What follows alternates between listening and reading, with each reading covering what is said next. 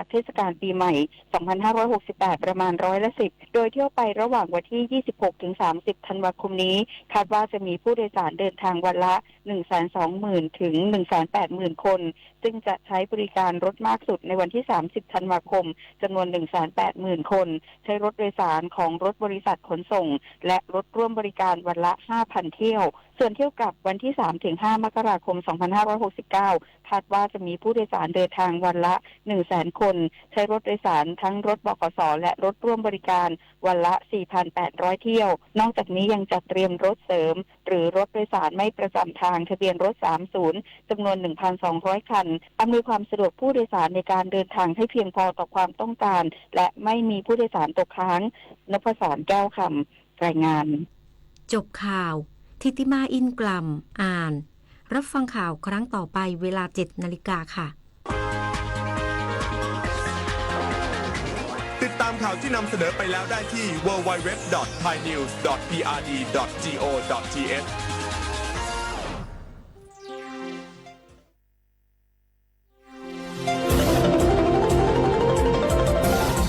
วิทยุแห่งประเทศไทย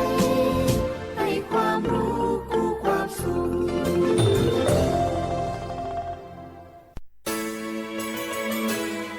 สถานีวิทยุกระจายเสียงแห่งประเทศไทยจังหวัดเชียงใหม่ AM 1476 กิโลเฮิรตซ์สถานีวิทยุภาคภาษาชาติพันธุ์แห่งเดียวในประเทศไทยที่มีความทันสมัยเชื่อถือได้สร้างอัตลักษณ์กลุ่มชาติพันธุ์สู่สากล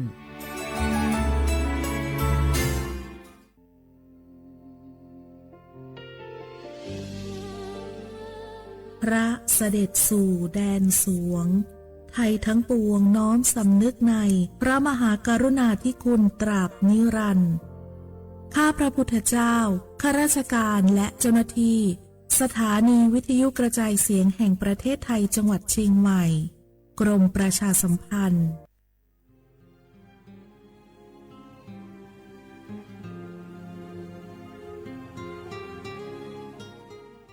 This is a moment of profound grief for the Kingdom of Thailand. We, the collective voices of Radio Thailand Chiang Mai, join the Thai nation in mourning the passing of our beloved Queen Martha, Her Majesty Queen Sirikit. Her life was a testament to the unwavering service, grace, and deep love for the Thai people. Our humble condolences and thoughts are with His Majesty the King, the royal family, and all the Thai people during this deeply sorrowful time. We will remember her forever.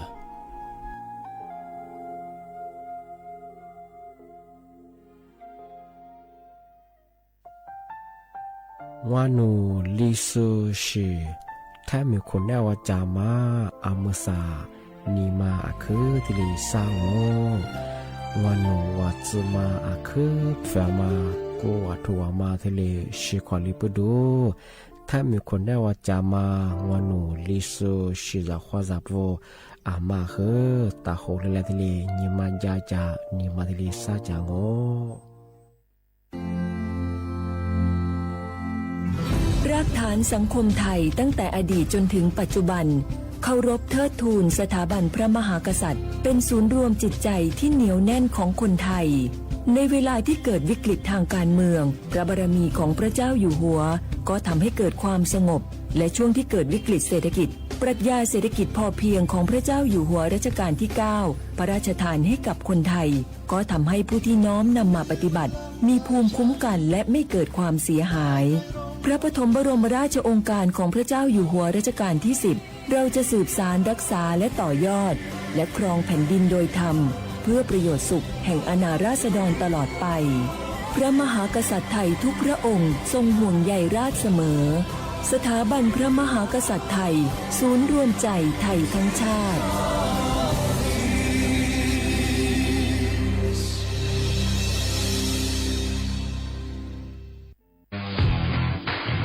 รัฐบาลไทยประกาศสงครามสแกมเมอร์รัฐบาลจึงได้ประกาศสงครามกับสแกมเมอร์ในฐานะที่สแกมเมอร์เป็นวาระแห่งชาติและในวันนี้ผมก็ได้ใช้โอกาสนี้มารายงานความคืบหน้าและเน้นย้ำ ถึงสิ่งที่เราต้องร่วมกันทำต่อไปรัฐบาลได้จัดตั้งคณะกรรมการอำนวยการป้องกันและปราบปรามอาชญากรรมทางเทคโนโลยีขึ้นมาโดยมีผมเป็นประธานด้วยตนเองเพื่อให้ทุกหน่วยงานทำงานไปในทิศทางเดียวกันเราได้มีการลงนามบันทึกความเข้าใจระหว่าง 15 หน่วยงานหลักทั้งภาครัฐและภาคเอกชนตลอดจนสถาบันการเงินเพื่ออุดช่องโหว่ทางการเงินและตัดเส้นทางเงินของกระบวนการอาชญากรรมเหล่านี้ให้สิ้นซาก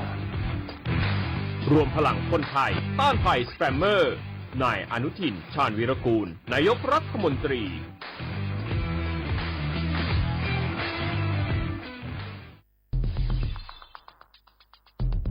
แค่3 ปีความเสียหายจากอาชญากรรมไซเบอร์ของคนไทยพุ่งทะลุถึง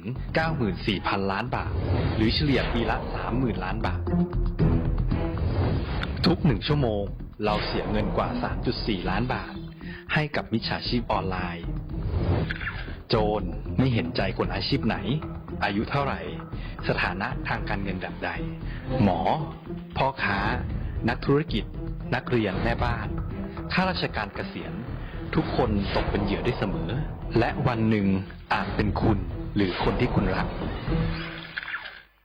เพราะจุดอ่อนร่วมของเหยื่อคือความเร่งรีบขาดสติหรือแม้แต่บางครั้งก็เกิดความโลภจนเกินไปอย่าปล่อยให้การกดคลิกเดียวลิงก์เดียวทำให้โจรยิ้มกว้างวันนี้ถึงเวลาแล้วที่คนไทยทุกคนจะต้องร่วมมือกันสร้างภูมิคุ้มกันอาชญากรรมไซเบอร์ช่วยกันหยุดก่อนที่ภัยไซเบอร์จะทำให้คนที่คุณรักและตัวคุณเองกลายเป็นเหยื่อ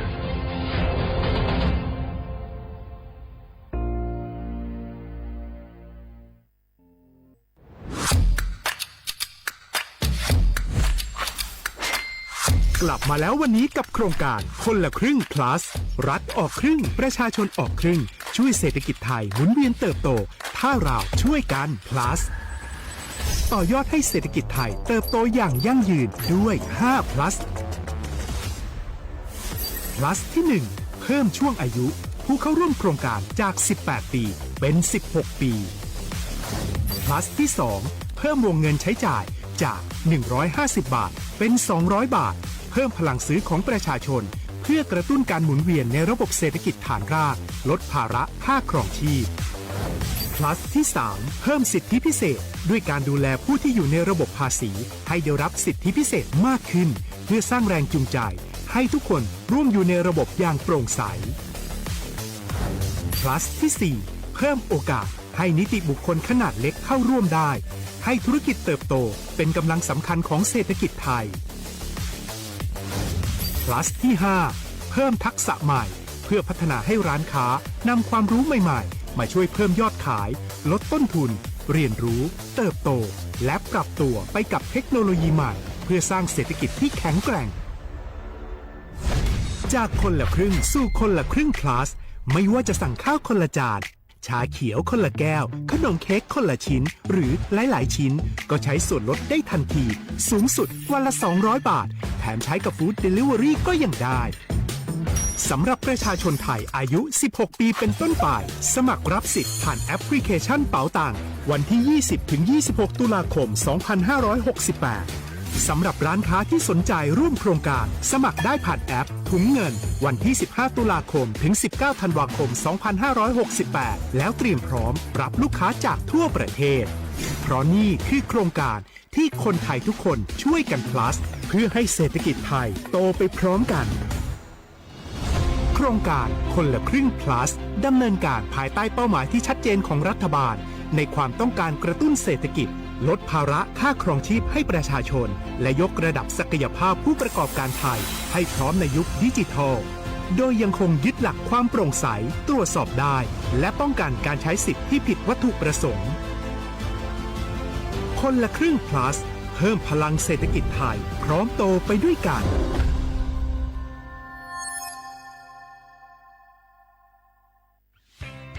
เส้นทางสายหมอกที่สวยที่สุดในเมืองแพร่กำลังรอทุกคนไปวิ่งด้วยกันครับทุกก้าวของคุณคือพลังของลมหายใจชวนเพื่อนชวนครอบครัวมาวิ่งฝ่าสายหมอกเพื่อโรงพยาบาลแพร่ในวันอาทิตย์ที่ 7 ธันวาคม 2568 บริเวณลานกิจกรรมหลังวัดพระธาตุช่อแฮ มาร่วมกันส่งต่อพลังแห่งความดีเพราะทุกก้าวของคุณช่วยต่อชีวิตให้กับผู้ป่วยในโรงพยาบาลแพร่สมัครได้เลยวันนี้แล้วไปวิ่งด้วยกันในวันอาทิตย์ที่ 7 ธันวาคม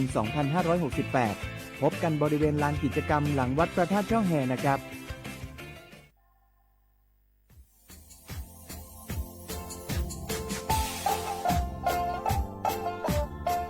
น่ารักถึงมาปีใหม่ซื้อจีนช่างมังโงมัญญาคณะรัฐมนตรีไงมีมติยากกว่าอยู่หัวมองเมื่อเหื่อยกุลาซื้อหาหนีซื้อกูยังไงยิ่งคงอยู่ตรงนี้ชดซื้อฉีกว่า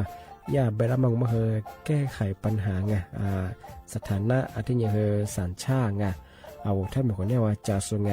อาทิตย์บัญญัติยากฎหมายถือว่าไปรับมองเมื่อเหื่อไงมาตราที่17ไงแห่งพระราชบัญญัติคนเข้าเมืองไงพอสองงไม่อยากให้คนยังเคยหนีตัวเนี่ยหนีจะหนีกว่าไงเท่าว่าถ้ามีคนเนี่ยว่าดูแลสุอาทิตย์ยังเคยมือจ่าจางงเป็นยังไงอาทิตย์เนี่ยว่ามีทะเบียนประวัติเธอถูกต้องอยู่ไงอาทิตย์แบบว่าสารว่ายื่นขอสถานะไงคนต่างด้าวเข้าเมืองโดยชอบด้วยกฎหมายที่ดียินหน้าบุรุษไงอาทิตย์ทยากฎหมายถือว่าไปรับมาเพื่อไงมาตราที่7ทวีไงแห่งพระราชบัญญัติไงสัญชาติยึดขวงงไปเฮอพศยังไง2508ไงเอาถ้ามีคนได้ว่าเฮอตาซุงโงไม่ยังไงอาทิตย์ยังเฮออาบามันก็จะเฮออามาไงเอาว่าอยู่ในทะเบียนประวัติบุคคลไงอาทิตย์แบบว่าไม่มีสถานะทางทะเบียนมาจุบเฮอสามารถยื่นขอสัญชาติไทยที่กรุงเทพมหานครไงยื่นที่สำนักบริหารการทะเบียนกรมการปกครองไงอาทิตย์แบบว่าส่วนต่างจังหวัดจะจุบเฮอว่ายื่นต่อในอำเภอตานภูมิลำเนาไงปีขวานวลแล้วก็จะบอกว่าอำเภอยิ่งที่ยื้อชองไงยื้อเวลางูมันยาว่าเวลาใช้กันยาขนาดถี่เนี่ยควานี้หนักกว่านี้สิไงอันเดียบเฮนี่มีกับพวกควานี้ที่น่าเหี้ยโชว์ฮาหนีซึกูยังไงยึดโขนหนีตัวเหี้ยโชว์ซึกูกว่าเสือทีนี้ยื้อชองง่าทำไมถึงมาปีเมื่อซึ่งจีเช่าว่าชาวข้าได้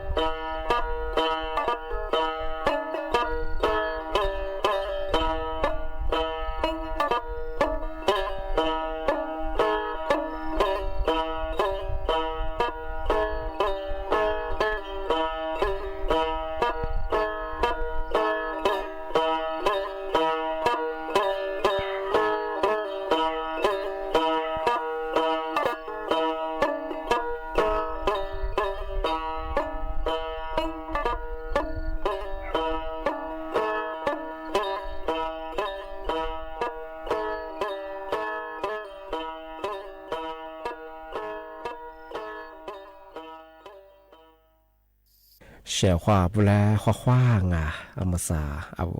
ลิสุงโงโดดสตขวาเปลาวเอาลิสุงโงปากากุงโงแม่ยาทาจิ้มหมายงาสถานีวิทยุกระจายเสียงแห่งประเทศไทยจังหวัดเชียงใหม่ว่าโดจะในแนบเฮฉมมุขวานีเจมูติขวาโดที่มูลองแม่ยานีมุขวานีสามโมติขวาด้วยที่ยมันเยขวาโดจะนาที่เยขวาเยนาเยสงาเอาวิทยุว่าเมื่อจะมองมันยังเฮยี่ระบบยา AM ยี่ครึ่งความถี่งบเฮที่ตัวลี่ฮาสิจโชฮึกว่าโจญาดอลลาร์อาทิตย์ทาวระบบไลฟ์สู่ฮึจวงา Facebook ยี่เพงงบเฮสวทเชียงใหม่ AM 1476กิโลควอติเลบูญาเฮเอติเลดอลลาร์งงา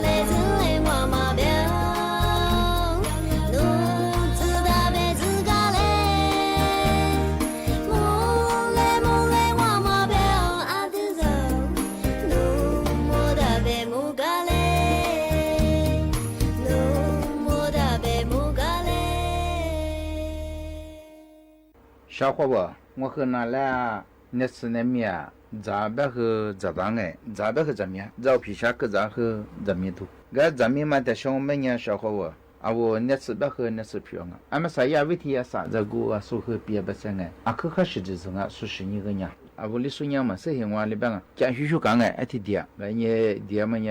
讲许头头ที่มันกันเนี่ยกระชายอะไรบ้างกระชายที่มันยังเป็นงชาวหัวที่ยาวันพระอาทิตย์จกไว้ที่กว่าจะส่งไปยาก็แอนแบบสุโจและแอนแบบสุโจพันเหนืองเป็นยังไงคิงกระชายที่มันยังเป็นงชาวหัวเอาเจ้าเพียไม่หินสักเจ้าจะหัวเวจ้าอาทิตย์ชะตาเกะก็เอากูมาตาลังยี่ตีเรื่องยังไงจะเอาเงินเป็นยังอีบุษยาที่เอาจะมีมันจะกูยังไงไอ้สิ่งนี้อีบุษยารสชาติกูมาคือยังที่จะมียังไงอาทิตย์กะก็ยังน่าสะเทือนมาจากคนเป็นคนชาวเขาบอกวิจิกูมาตลาดอาทิตย์นี้เอาหน้าหูที่มีว่าหน้าจ้าหน้าปอจ้าสิ่งอย่างว่าชาวเขาว่ากูพวกงูแบบนี้น่ะท่านน่าชอบกูเสียเยอะขึ้นยังแบบงูเอากูจะปีกูเอากูมาขอที่ปีเหี้ยปียังไงสิ่งนี้ที่มาแต่ชอบเห็ดขี้是哪สิ่งนี้เห็ดขี้น่ะสิ่งนี้กูจะเมื่อกูจะชอบคนนั้นเลือกว่าอาทิตย์น่าจะเอากูมาคือ จะกระดังสระบังไงสวัสดียากระชัยที่มาคือที่กาชาวเขาที่มาเนี่ยสื่อไงที่ว่าไม่ยาชาวเขาคือเอาลิสุญญาคือมาจากเชื่อใช่ไหมว่ามาจากที่มาจูคือมึงอ่ะที่เบบไม่ยาสุบิยาสุญญาต่อจะจากว่าชื่อจ้ะตัวจะนั่งกูมาเอาส่วนแกชื่อกันไงเอาไว้กี่กูมาแต่ละเนี่ยตัวได้ไปแกชื่อที่ยงที่มาเนี่ยสื่อที่ผิวสระบังไงก็ชาวเขาคือมาแต่เชื่อไม่ยาส่งแบบไม่ชื่อกันเนี่ยจะชื่อยังไงข้าวไม่ยา只ข้าวไม่ยาที่ปีหุ่น我和哪来比嘛？提了我小伙小伙ก็จะมาได้ช่วยกันเนี่ยแบบจะตัวเมียไงยาอาหารห้าหมู่แบบมาที่ปีละ小伙เอาเวลาชุบแบบมันเนี่ยมาจำมาดูมาดังไงก็จะดูมาจะมาเอาจะช่วยเนี่ยข้ามาเอาก็ดูที่มันเนี่ยแบบ小伙เอาก็ดูว่าอยู่อยากกูแบบมันเนี่ยอาหารแบบมันยังไงจะก็ตามมาจะดีมา我自装我一吃过嘛我是一下过嘛我这地方没下也不有装嘛我喜欢来了所以也被我呀อาหารหลักห้าหมู่กูห้าหมู่แบบมันเนี่ยกูหัวบูมันเนี่ยจะที่这里我这里就ว่าจะ对就ว่าแต่มาเนี่ย我老出喜欢呢哈对了ไง是咪这里是这关吧小伙我我ก็เดี๋ยวแบบมันเนี่ยอะไรที่จะกูจะไงพาหาเรือพาขาเรือ我แบบเนี่ยอะไรเงี้ยที่จะน่าพิจารณาที่กะอาหารหลักห้าหมู่แบบมันยังเป็นงอชาวเขาว่ายี่ปอยู่แบบมันยังว่าชาวคนอะไรเนี่ยคือจ้องไงเอาสปุลุปไปตัวนี้ชงไงสปุลุปที่ว่ายี่ฟื้นกูมาจุงแบบเนี่ยยี่สื่อมาดูกันแล้วละยี่พิจยี่จื้อยี่สิ่งยี่รอยดียี่ชิมาดีกันละแต่ว่าจริงๆว่าเราช่วยให้ดีงูเอาจัดดูยามาแบบเนี่ยยี่อาหารฟื้นจื้อกูมาข้าวว่างเอาชาวคนอะไรที่มั้งไงอาหารหลักห้าหมู่แบบมันยังชาวเขาว่าการมี自抓แบบมันยังไง有体质嘛呀原嘛花副安诺安日子的就是了装是你自己怎么办呀的呀แป้งน้ำตาล不得很呀别都没吃得很的ที่มันละ装是你啥子的怎么办呀我票面แบบมัน呀一片一起吃我票面แบบมัน呀ผัก一片一起吃嘛是我票嘛แบบที่มันละ装是你我里部的部嘛我们呀40是没是指的是40倍穷ที่มันละ装是你我自己怎么我们呀开满的原嘛的10步路步ที่มันละ装ที่กางที่มัน做你我子小伙伴那边嘛我子嘛对我们呀一给我就做比嘛里体子嘛里抓里些鱼呀别嘛小伙伴因为体子嘛别我的呀原嘛花别嘛呀安别花安你花个花安花我花小子嘛花我咋嘛是一看呢比花我一看那个嘛有我的一比么是你一里天东是你一年馒头是一副的头对嘛我们讲过呀个副安副等等年副等等是你但是和我偏来装嘛我们讲的呀安诺嘛是做的嘛的呀脱凉脱口脱里松安诺是安诺你吃也得说诺点头个最近当但是和安诺来打嘛进行有个呀安也吃的呀是下当的安也只有个帮下当的ที่มาจุจังกูมาไม่ยี่ประโยชน์แบบมันยังเสียอยู่ยาชาวเขาว่ากูก็เดือดขวาจะมาเตะละมายี่มาบีละมากูมาแล้วยี่ปลุกกูมาแล้วยี่ข้าละเจ้ากูมายี่จูละเจ้ากูมายี่ผิวกูมาชาดูเบชงนี่จะกูมายี่จังสิ่งกูเถอะแบบมันยี่ประโยชน์แบบมันยังเดี๋ยวว่าไม่ยังกูยาทะเลกูจุจังมาไม่ยังกูรีบว่ารีบฝันมาดูสิ่งยาเคลื่อนในกูไม่ยัง我喜欢呢，喝了这个的下装嘛，有时的嘛，一下我有多不拉都只是不拉嘛，只是得拉嘛，等等我们家小伙我人家我们家把我这我们家一乌拉木拉上是个得乌拉是你不提不嘛，我们家的呀，目的上我们家下，没说下猪肚，的嘛我们家呀，咋弄咋去，现在和我说下大嘛จะเคยไม่ตัวมังไงชาวเขาว่าจะเคยจัดดูสิ่งนี้แป้งมันแป้งสัมปะหลังที่ตรงไหนซื้อจมูกไว้อีแป้งชาดมาอาหารที่ยาแป้งก็จุ่มตัวเรามันยังเป็นงที่มันเคยยังที่ยาก๋วยเตี๋ยวจูเมซี่จูอะไรที่ตรงไหนขนมปังจูสิ่งมือซื้อเตอร์ดูไงซื้อจมูกที่ตรงที่มันไม่ยังว่าก๋วยเตี๋ยวไว้ชาจูดูพลังงานไปช่วงไงพลังงานแบบไม่ว่าก๋วยเตี๋ยวว่าที่มาจ้องมันเป็นยังเราชุกมาชาจ้อง是有个一块เตะดังที่มันคือชาจูดูไง ไอ้สิ่งนี้อาหารหมู่ที่3แบบมันเนี่ยสาผู้ที่ผู้มังงแบบเนี่ยที่มันเนี่ยแบบเอาก็ดูว่ามีรู้ยังไงเอาก็ใช้ยี่กว่าดูไปช่องไงเอาก็ดูว่ายี่กว่า数听头毛我们家5片一吃那大嘛是没走片ผักบุ้งผักกาดผักคะน้าตำลึงผัดตำลึงที่หนึ่งไงไอ้สิ่งนี้ก็ยาฟัดทองแบบมันยาฟิส我头还都是听的ที่มันไม่ไป有做到แบบมันยัง我喜欢的两个对了嘛啊我下对了嘛ไง啊我喜欢一批花的嘛面试听头两啊吃两吃的话两对了啊ที่มันยัง是照顾我也哈浪啊一时这么面浪啊而我最近老出一时换来的嘛面浪哈我们也两个换两啊啊我老出关于自己和来的对浪哎啊什么啊我听头怎么我换来被穷哎我老出的别样木来几整啊嘛啊所以嘛早呗啊我换来别呀对牛们也是绿当啊哎他妈的哎天亮哎他妈的啊所以啊母ที่3ไงหมู่ที่4แบบมันยังเป็นคนชาวเขาว่าอ่ะ我ก็เดี๋ยวว่าเย่กว่ามาเป็นยังที่มันก็ยังแบบที่ยา40ที่มันเป็นยังมะละกอแบบมันยังมันสับปะรดสิ่งนี้ก็มาซื้อมาว่าซื้อมะซื้อมะกาซื้อ塔ซื้อ是不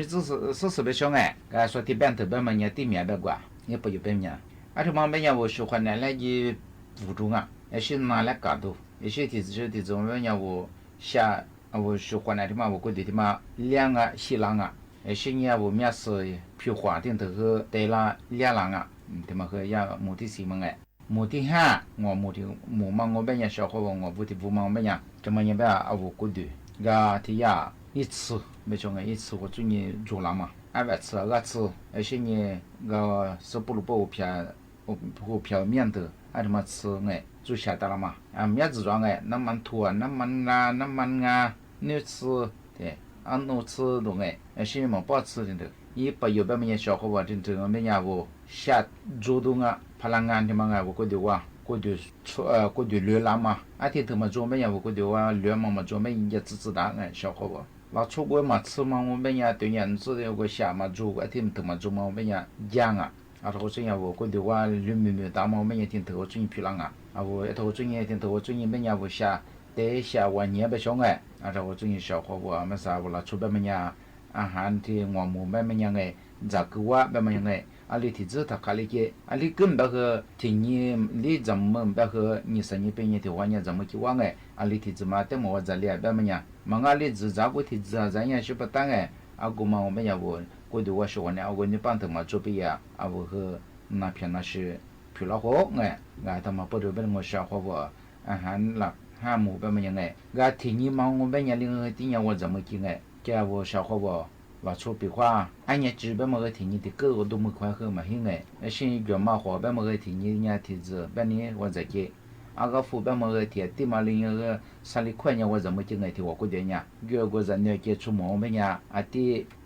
มีเมียก็จะไม่เกี่ยอาช่วงแบบนี้ว่า下多都下面早都ไงไอ้สิ่งที่จะมีมาคือเป็นว่า我不当嘛家当嘛คือ个印刷大师，所以人在印刷师嘛，我们呀，啊个嘛在一次个嘛，一下子嘛，10多吧，一百元面嘛种诶，啊我100的这个样每100元一下个嘛面，我便宜时候的我，啊我咋个米的咋个别的我，个就做我怎么经诶，点例子我是，时候别我啊我咋我们呀40多时候做对人诶，啊我咋天我们呀不能买是唔办诶，我吃嘛，别们呀那当面。要不然老出个炸嘛，是炸嘛，和做看就往哎，啊我炸面那个น้ำตาล面嘛，我们呀嘛哈哎，啊我觉得啊是吧，我喜欢那面里边有个嘛那边拿票啊，而且那么母花生头个听我啊我炸嘛个呗，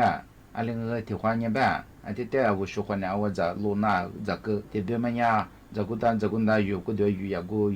有个嘛大哎，这个我们呀我们和。นาว่าไงแต่เมื่อเป็นชาวเขาว่านาแลปีแบบกันมั้งไงก็ชาวเขาว่าจะตัวเมียจะกูที่หัวปีกันที่หัวมันยังนาที่แรกกันนะ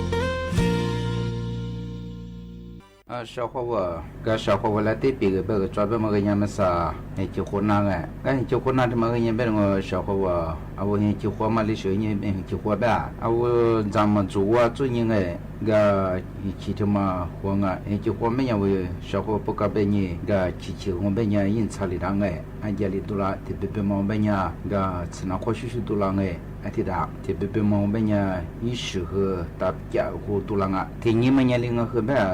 สาวมาซื้อชี้เขียวมันเป็นยังก็แต่มาเป็นสิ่งที่อาจจะลิตุลังเอา